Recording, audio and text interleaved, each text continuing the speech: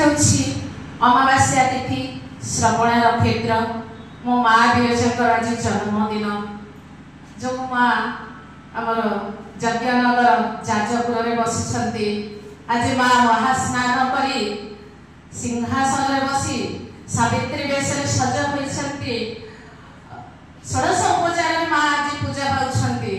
ସେ ମା ଅଗ୍ନି ଉଜ୍ଜଳ ପରି ତାଙ୍କର ରୂପକାନ୍ତି। ସେ ମା ମୁଖ ପଦ୍ମରୁ ଝରି ପଡୁଛି ହସ। ସେ ମାଙ୍କୁ ମୋର କୋଟି କୋଟି ପ୍ରଣାମ। ସେଇ ମାଙ୍କ ପାଇଁ ମାଲ